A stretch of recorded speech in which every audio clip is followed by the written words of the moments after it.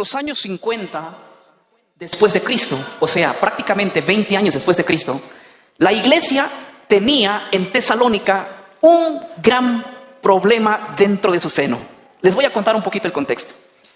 Como hoy, también en la iglesia de Tesalónica, la gente ya no quería quizás emprender, trabajar o educarse, porque dentro de la iglesia de Tesalónica había existido un rumor que Cristo ya estaba por manifestarse en esa fecha. Estamos hablando del año 50 después de Cristo. Los cristianos predicaban: el Señor ya viene, la iglesia ya es arrebatada. Predicaban fuertemente en la iglesia de Tesalónica por los años 50. Así que Pablo escribe una carta y dirige a la iglesia para calmar esa tempestad, porque había rumores muy fuertes y hombres en esa época estaban escribiendo cartas a nombre de Pablo, y soñadores se levantaban en la iglesia diciendo: el Señor ya está por llegar. Y esa iglesia estaba desesperada, como la está la iglesia de este tiempo. Pero en la segunda carta que Pablo le escribe a la iglesia de Tesalónica, en el capítulo 2, en el verso 1, Pablo le dice así a la iglesia que tenía ese sentir en el año 50. Pongan atención. Pablo le dice así en la segunda carta de Tesalonicenses, capítulo 2, verso 1: pero con respecto a la venida de nuestro Señor Jesucristo y a nuestra reunión con Él, os rogamos, hermanos, que no se dejen mover fácilmente de vuestro modo de pensar, ni os conturbéis ni por espíritu, ni por palabra, ni por carta, como si fuera nuestra, en el sentido en el que el día del Señor está cerca. Pablo le dice a esa iglesia en el año 50: cálmense, cálmense, no se desesperen ni se dejen engañar, que el día del Señor está cerca. Pablo va a poner, escúchenme bien, iglesia, dos cosas que tienen que acontecer antes de la venida del Señor, y mientras estas dos cosas no se manifiesten, el Señor no habría todavía una manifestación. Por lo tanto, Pablo va a mencionar dos cosas. Hace algunos meses atrás, en Lima, yo pertenezco a la corporación pastoral de Iglesias Evangélicas del Cono Norte de Lima, en Puente Piedra. Todos los miércoles nos reunimos más de 40 pastores evangélicos, y cuando me tocó a mí dirigir una serie de temas proféticos, yo les hice una pregunta, y inicial a esa pregunta les hice la segunda pregunta que esta noche voy a plantear en este auditorio. La primera pregunta que yo les hice, estoy hablando de 40 pastores que dirigen iglesias. La pregunta que les hice no fue para miembros que no tienen tanta responsabilidad como tenemos los líderes. La pregunta que yo les hice es la siguiente: pastores, quiero que ustedes respondan la siguiente pregunta. Cristo va a venir en su venida, obviamente, antes de la manifestación del hombre de pecado o después de la manifestación del hombre de pecado. ¿Y saben qué? La respuesta fue que la mayoría de pastores dijeron: primero tiene que venir el Señor a llevar a su iglesia y luego va a hacer la manifestación del hombre de pecado. Y pocos pastores, líderes, se supone que en Lima están los pastores más preparados, y pocos dijeron: bueno, creo que primero va a venir el hombre de pecado y luego será el arrebatamiento de la iglesia. Lo que sí sé y estoy seguro es que dentro de ellos hubo una fracción que no había el mismo pensamiento dentro de la iglesia evangélica ahora mismo. Pero la respuesta la tiene que dar Pablo. Pablo, inspirado por el Espíritu Santo, le escribe a la iglesia en segunda de Tesalonicenses, capítulo 2, verso 3, y él va a decir quién es primero. Y antes de leer ese texto, yo quisiera preguntar a todos los que nos sintonizan en diferentes canales y en páginas, que también se hagan esa pregunta sincera: ¿quién va a venir primero? ¿El Señor va a llevar a su iglesia y después aparecerá el hombre de pecado? ¿O primero aparecerá el hombre de pecado y después el Señor llevará a su iglesia? Esta pregunta va a ser rota hoy bajo nuestros conceptos y va a ser planteada desde el punto bíblico. Miren lo que dice el verso 3. A esa iglesia que estaba desesperada por irse, Pablo le dice: vean lo que va a suceder. Nadie les engañe en ninguna manera, porque no vendrá. ¿Quién no vendrá? El Señor. Sin que antes venga, 1, la apostasía; 2, y se manifieste el hombre de pecado, el hijo de perdición. ¿Necesita interpretar? No, la Biblia está diciendo, antes del que el Señor se manifieste, van a haber dos acontecimientos. El primero es que va a haber una gran apostasía. Y lo segundo es que de seguido a la apostasía va a ocurrir la manifestación del hombre de pecado. Lo que Pablo está diciendo, no se desesperen, le estaba diciendo Pablo a la iglesia en Tesalónica, que ustedes están diciendo que el Señor ya viene, que el Señor ya viene, que el Señor ya está aquí, que ya se manifiesta, como lo que hoy día la iglesia está diciendo. Hoy en día la iglesia, y hay muchos predicadores evangélicos que están en todas las redes. Es más, vean ahora, ¿y qué es lo que la iglesia está diciendo? El arrebatamiento de la iglesia puede ser esta semana, puede ser la otra semana, pero yo les voy a decir una cosa. Pablo ha dicho que hay dos acontecimientos antes de que el Señor venga por su iglesia. Lo primero es la apostasía, y lo segundo es que la manifestación del hombre de pecado, del hijo de perdición. Esto es muy interesante. Esto rompió con la creencia que en los años 50 la iglesia ya se quería ir. Miren, si nosotros agarramos la Biblia así al revés, vamos a encontrar primero que el Señor lleva a su iglesia y después viene el hombre de pecado. Pero si nosotros leemos la Biblia por su derecho, vamos a encontrar primero que viene el hombre de pecado, el hijo de perdición, y después ¿qué? El advenimiento del Señor. ¿Y quieren que les diga algo? El verso 8 dice que cuando el Señor venga, va a encontrar aquí al hombre de pecado. Quiere decir que el hombre de pecado viene primero. Lean el verso 8. El verso 8 dice: entonces se manifestará aquel inicuo a quien el Señor matará con el espíritu de su boca y destruirá con el resplandor de su venida. O sea, no necesitamos explayarnos mucho en este detalle, porque la Biblia literalmente está diciendo que antes del regreso inminente de Cristo, primero hay una gran apostasía. Y déjenme decirles que en Apocalipsis nosotros encontramos al caballo blanco. El caballo blanco representa la iglesia del siglo I, que su doctrina era todavía blanca. La apostasía no entró en el primer siglo, la apostasía entró después de la muerte de los apóstoles. Por lo tanto, los tesalonicenses querían ser arrebatados, pero es que todavía no había, siquiera se había manifestado la apostasía en su plenitud y no había aparecido el hombre de pecado aún. Por lo tanto, hoy en día, les voy a decir una cosa, iglesia. A nosotros nos han dicho que lo primero que viene es el arrebatamiento de la iglesia y luego la manifestación del hombre de pecado. Por eso es que hoy en día, en este mismo momento, se está predicando en muchos canales, en muchos sitios de internet. Están predicando de que probablemente mañana o pasado o la otra semana exista una desaparición masiva de personas. Pero es que ¿cómo van a desaparecer si el hombre de pecado ya vino? La segunda pregunta que yo hice, después de hacer esta, respondiendo la pregunta, les hice de nuevo la pregunta. Según la Biblia, ¿quién viene primero? ¿El hombre de pecado o el arrebatamiento de la iglesia? Ahora todos con Biblia, los 40 pastores dijeron, bueno, ahora viene, según el texto, el que se manifiesta primero es el hombre de pecado. Y ya saben que les dije, muy bien, ahora sí están entrampados. Y así como están entrampados todos esta noche. Porque si ustedes aceptan que el hombre de pecado viene primero y después la manifestación del hombre de pecado, según la aceptación de la Biblia, ahora sí se entramparon. ¿Por qué? Porque la segunda pregunta es más mortal que la primera. La segunda pregunta es, ¿quién es el que va a causar la gran tribulación? Esa es la pregunta. ¿Quién va a causar la gran tribulación? ¿Quién causa la gran tribulación? El hombre de pecado. Y si la iglesia no ha sido arrebatada hasta la aparición del hombre de pecado, ¿qué les hace pensar que la iglesia no va a pasar por la gran tribulación? ¿Estamos entendiendo la idea? Es muy clara. Y si nosotros estamos diciendo que vamos a ser arrebatados para no pasar la gran tribulación, porque esto es lo que se enseña cada día en la iglesia.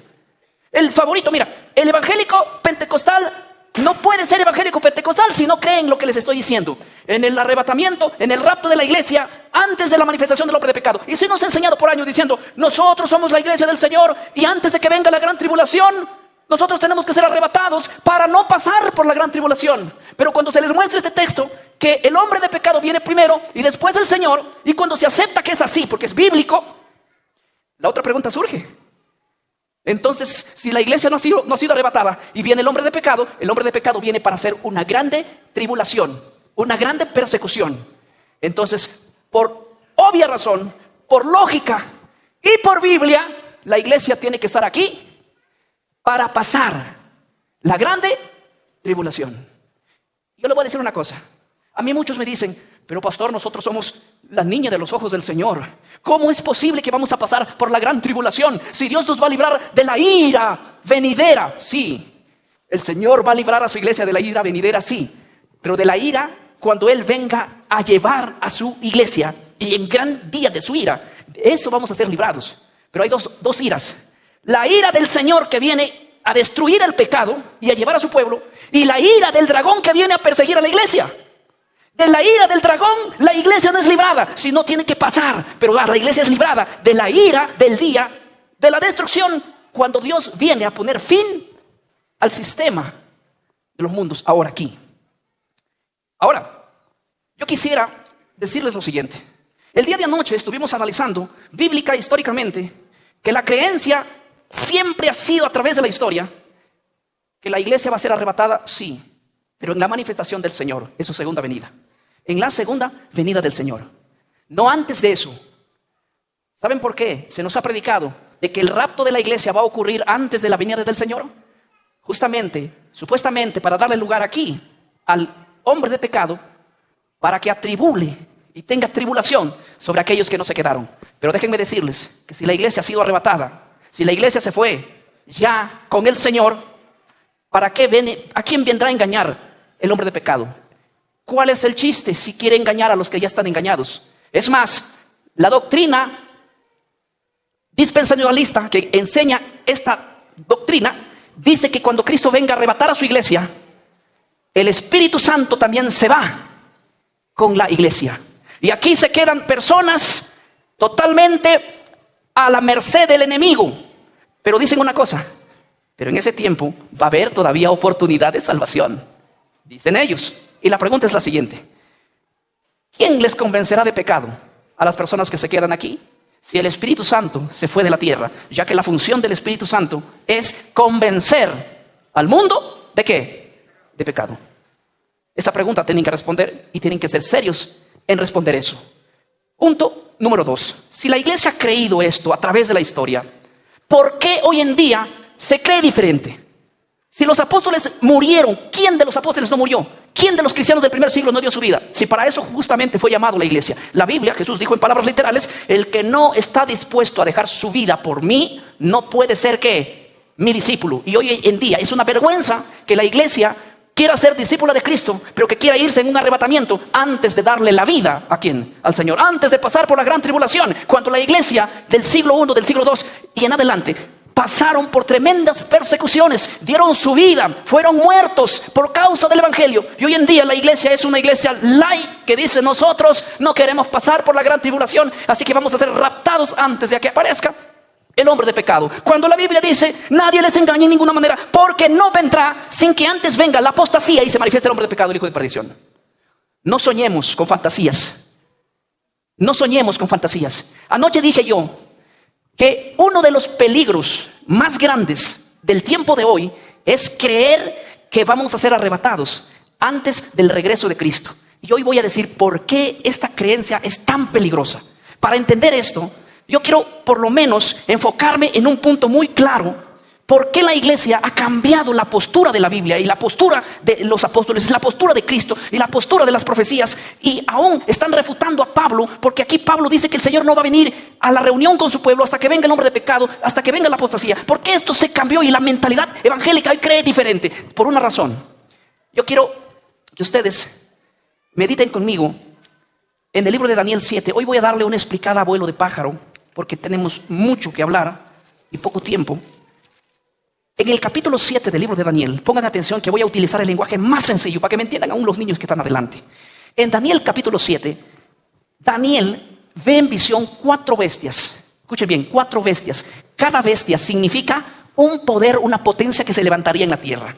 El primer poder que ve Daniel es un león. Y la propia Biblia explica que ese león representa al imperio de Babilonia. Y así fue. Babilonia surgió en los años 600. y tuvo su gobierno más o menos hasta el 538, 539 a.C. Es una potencia mencionada en Daniel 7. Luego la propia Biblia explica en Isaías 13 que esa potencia iba a caer y que se levantaría otra. Y Isaías claramente dice que era Ciro el que se levantaría. El libro de Daniel 8, el capítulo 20, dice que el poder que se levantaría obviamente era Medo y Persa. Es más, cuando nosotros vamos a la historia encontramos que el segundo poder que está representado en Daniel 7 como un oso es nada más y nada menos que los medos y los persas. Pero la Biblia enfoca en Daniel capítulo 7 más una tercera bestia representada por un leopardo, y que este leopardo sería la tercera bestia o el tercer poder que dominaría la tierra, y nada más y nada menos tenemos aquí el candidato como los griegos. De hecho, Daniel capítulo 8 versículo 21 dice que es los griegos representados allí como un leopardo.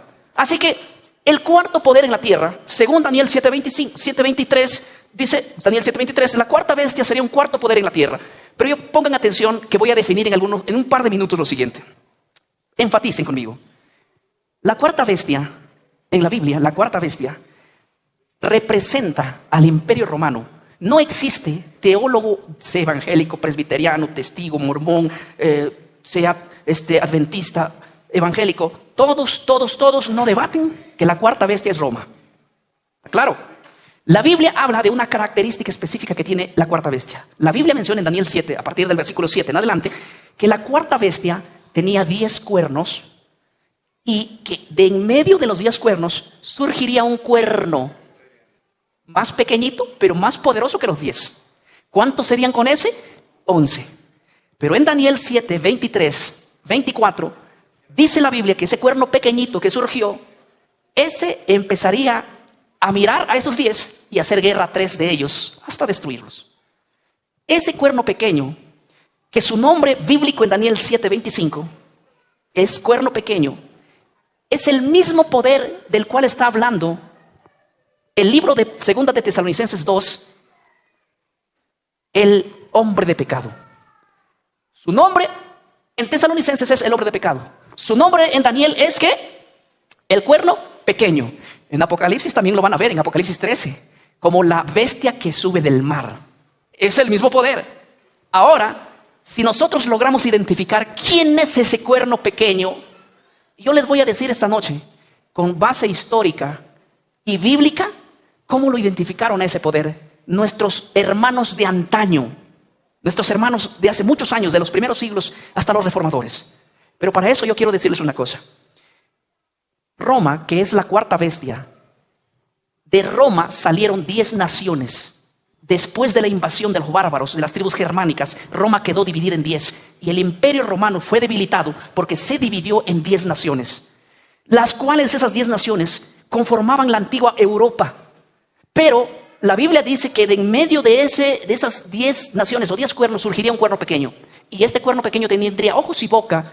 Y aunque era más pequeño, dominaba entre los demás cuernos. Y créanme que a partir del año 476, cuando Roma se divide en 10, y se dividió en 10, las que conformaron la antigua Europa, de en medio de ellos, el único poder que surgió y conquistó y reinó y tuvo las llaves para gobernar Europa completo, ¿saben quién fue? El poder que hoy tiene su sede central, que está en el Vaticano. Ustedes pueden informarse de esto. Podríamos hablar toda la noche para comprobar esto. Pero no existe, si yo saco al poder del Vaticano de allí como candidato que salió de Roma, no existe históricamente un poder que haya gobernado sobre Europa más que este poder que surgió de la división de Europa. ¿Estoy siendo claro acá? Los cristianos del primer siglo, ellos decían que cuando Roma caiga, se levantaría el hombre de pecado, o sea, el cuerno pequeño. Por ejemplo, miren, yo quiero citar aquí a la Enciclopedia Británica. Escuchen lo que dice la Enciclopedia Británica. En el volumen 2, la página 60, el artículo El Anticristo. Miren lo que dice.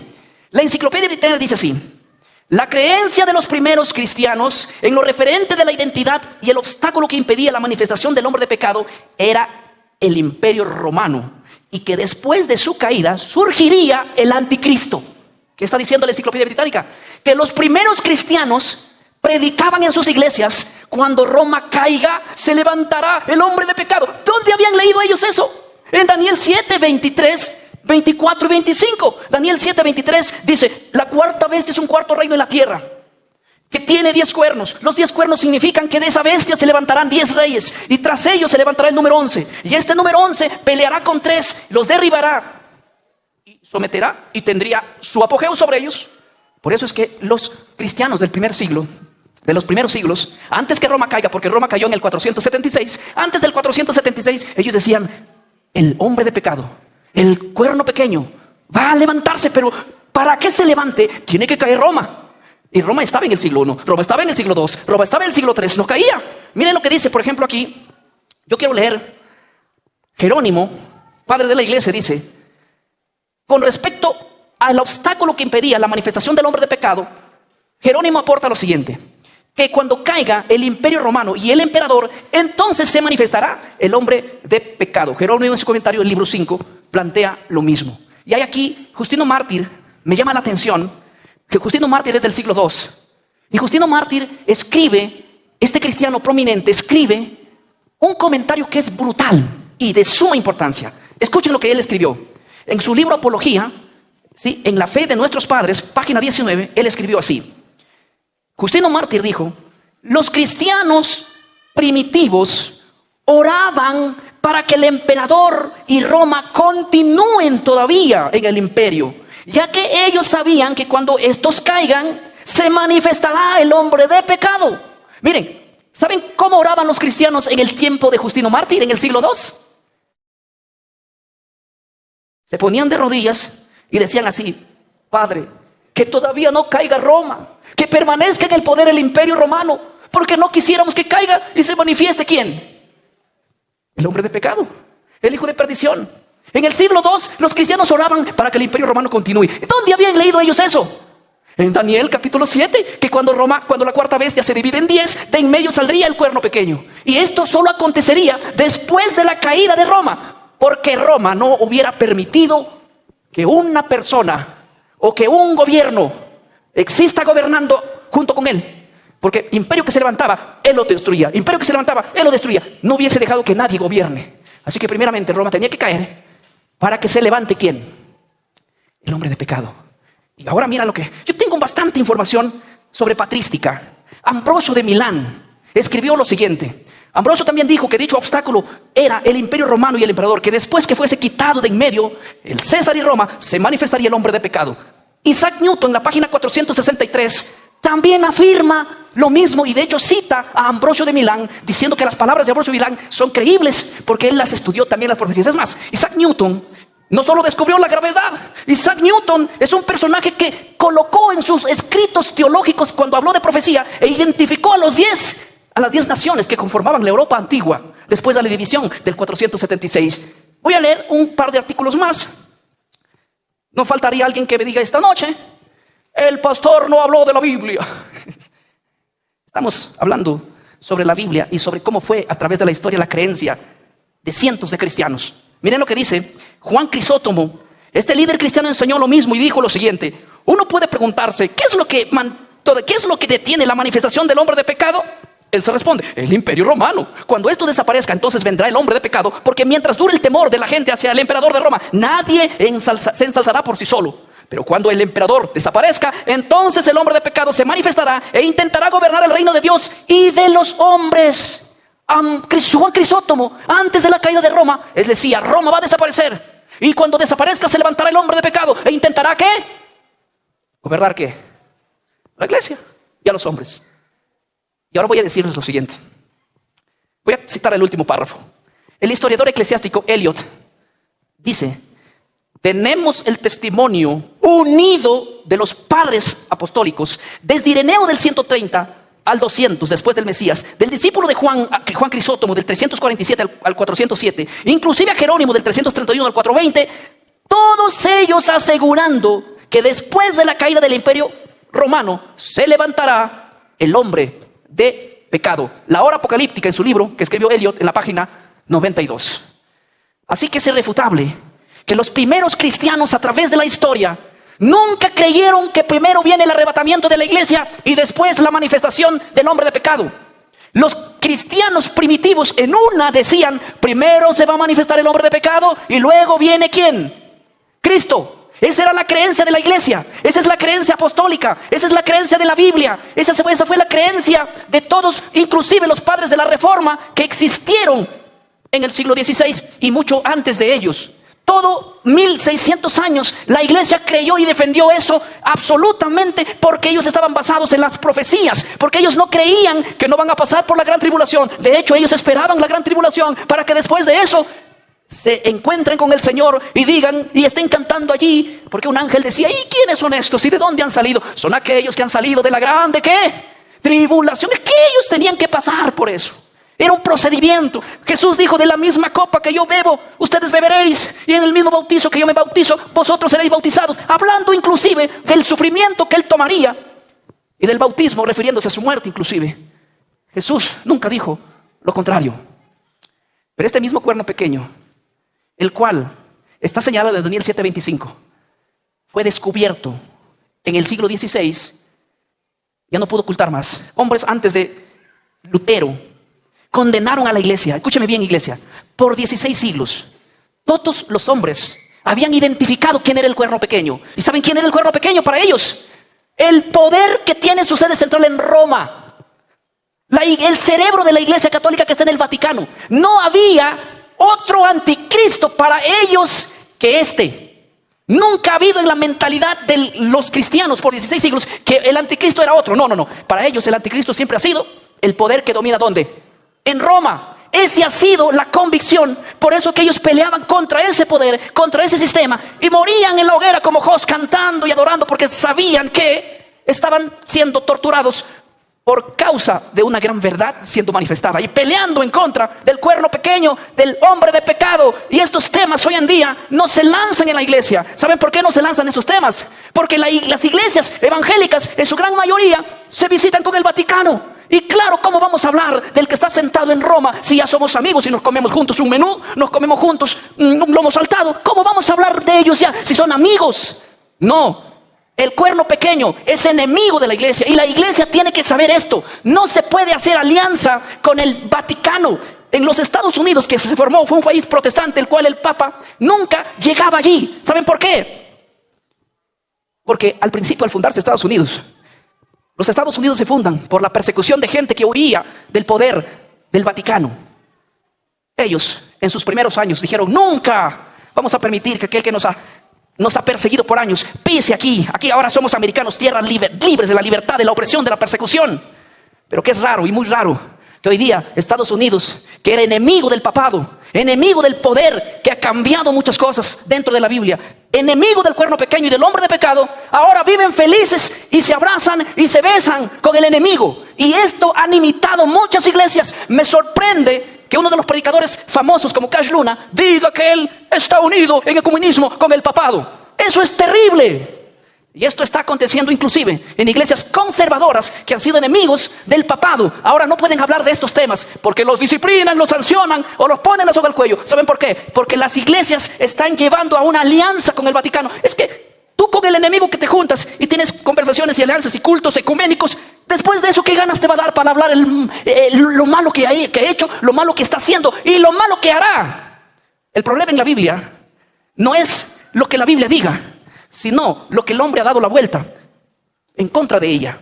Y déjenme contarles una cosa importante, porque yo tengo que terminar diciéndoles esto, y les voy a decir sin anestesia, porque es necesario hacerlo. Miren, cuando Lutero y los reformadores salieron, todos, las iglesias, los protestantes, todos en una, eran enemigos del Vaticano. ¿Saben lo que decían? ¿Quién es el anticristo? Y señalaban al poder que está en Roma. De hecho, se hace llamar Iglesia Apostólica Romana. Claro, porque de ahí provino. Todos apuntaban, es el cuerno pequeño. De hecho, Lutero decía que el Vaticano está sentado en la silla del anticristo. Identificaba a él. Calvino decía lo mismo y todos lo mismo. Pero de pronto la iglesia se vio acusada diciendo, nosotros somos el anticristo, y nos acusan los protestantes. Todos los protestantes en solo la Biblia, los que creen en solo la Biblia, dicen que nosotros somos el cuerno pequeño. Y ellos hicieron un plan macabro, que en ese plan ha caído la gente hoy en día. ¿Saben? Hay un hombre llamado San Ignacio de Loyola, el cual crea dentro de la iglesia católica un grupo de gente preparada, exitosa, de mente muy brillante, cuyo fin de ellos era destruir a todos aquellos que acusan al cuerno pequeño como la Iglesia Católica. El fin de ellos era influenciar nuevas doctrinas sobre ellos para no creer, o porque la gente diga, no es el hombre de pecado, no es el Vaticano el cuerno pequeño, no es el anticristo. Ellos idearon un plan. El tiempo no me va a dar para decirlos, pero voy a ir resumiendo más o menos así. Dos personajes jesuitas. El primero, Francisco Rivera. Ustedes pueden escribir ese nombre y analizarlo y buscarlo. Francisco Rivera crea una doctrina con una mentalidad, hace una reinterpretación de las profecías de Daniel. Y él dice así, miren, escuchen lo que dice.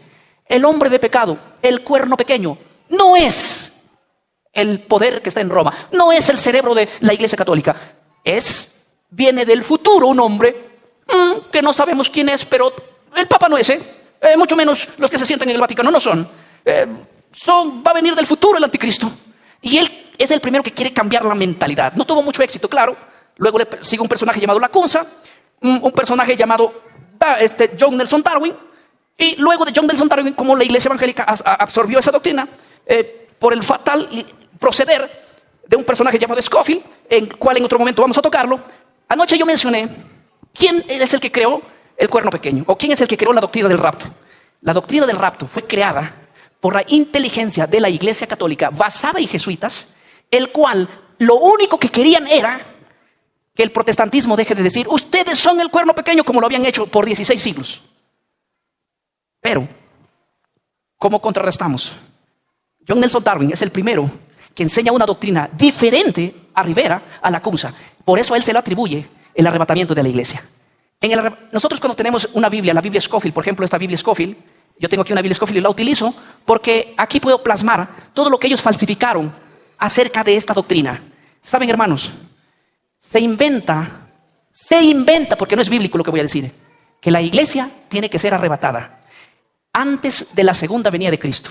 Eso fue un invento por la mentalidad jesuita que fue penetrada dentro de la Iglesia. Y en el siglo XX, la Iglesia Evangélica le dio la bienvenida a esa doctrina y hoy está abrazado a esa doctrina. Y el que habla en contra de esa doctrina está hablando en contra de Dios para ellos. No, el que habla en contra del rapto de la Iglesia está hablando en contra del papado. Está hablando en contra del jesuita. Está hablando en contra de la ¿cómo podemos ponerlo? De la herejía. Esa doctrina es intrusa dentro de nuestro seno. Nunca existió, nunca ha existido, no tiene base ni bíblica ni histórica. Es una herejía que muchos hemos caído dentro de ella. Pero Dios está sacando miles de personas a través de todo el mundo. ¿Por qué? Porque si tú crees que el rapto de la Iglesia va a suceder antes de la venida del hombre de pecado, tienes que saber que el hombre de pecado está a punto de hacer su manifestación ahora. ¿Saben qué?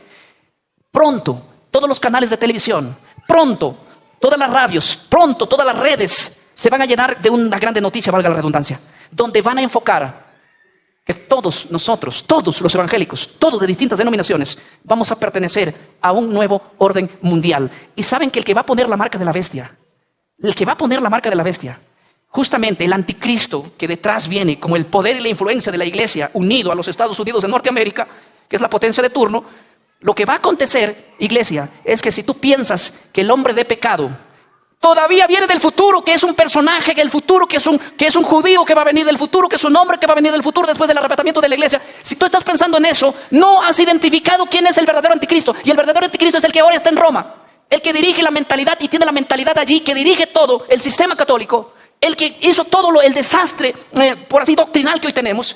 Y si tú no logras identificar a ese anticristo y estás mirando a otro anticristo, cuando es verdadero anticristo, que es ese sistema, se levante para imponer órdenes sobre la Iglesia, nosotros nos vamos a unir con ellos. Porque vamos a decir, pero si tú no eres el anticristo, tú eres el que nos traes paz y seguridad, tú eres el que nos estás proponiendo muchas cosas. ¿Y el anticristo quién es? El anticristo viene del futuro todavía y no eres tú. Lutero se levanta y resucita y él no vendría a predicar a la Iglesia Católica, él vendría a predicar a la Iglesia Evangélica y diría, yo morí peleando con el cuerno pequeño y ustedes ahora están haciendo alianza con ellos. Es una locura lo que sucedió. Se vuelve a morir él. ¿Por qué? Porque no fue esto lo que ellos enseñaron. ¿Y por qué no es esto lo que la Biblia enseña? Y el peligro, Iglesia, el peligro de creer que el anticristo no es el poder que está en Roma, es que tu mente de ti dice, no es el anticristo él. Entonces, ¿quién es? Mira para otro lado, viene del futuro. ¿Cuándo? Ni te preocupes. Porque tú te vas a ir en un rato. Es más, ni averigues quién es, ni qué tiene que ver contigo, nada. Y mientras tú mires para el anticristo falso, pantalla, un espejo que te han puesto, un anticristo falso que nunca va a aparecer, porque el anticristo ya apareció y va a ser su segunda aparición. ¿Y saben quién es? Ese poder que está en Roma. Hoy día la mente jesuita te tiene pensando, mira las profecías, mira el reloj profético que está en Jerusalén. En Jerusalén, cuando se levanta el tercer templo, es porque está cerca el anticristo. Mentira. Tú tienes que mirar todo lo que hace el Vaticano hoy en día, todo lo que sucede en los Estados Unidos de Norteamérica hoy en día. Ese es el reloj profético para indicarnos que el anticristo se está levantando. Y lo peor de todo es que la iglesia ni siquiera lo ha identificado quién es. Y si no lo ha identificado quién es, se va a casar con el anticristo, esperando a un anticristo que nunca va a aparecer. El anticristo está hoy en día trabajando con las iglesias organizadas de todo el mundo. Y tiene gente en todas las organizaciones hoy en día. Y se están casando y matrimoniando ecuménicamente todos. Y hay que quedarnos mudos, ¿verdad? Hay que quedarnos mudos. No, hay que ir a la hoguera diciendo esto. ¿Qué nos interesa si nos odian? ¿Qué nos interesa si nos llaman falsos? Yo quiero quedar bien con Dios. Yo no sé tú, pero tú tienes que tomar una decisión. Ser enemigo del anticristo o aliarte con él es decisión tuya y decisión personal que uno hace. Pero yo y mi casa vamos a servir a Jehová. Yo y mi casa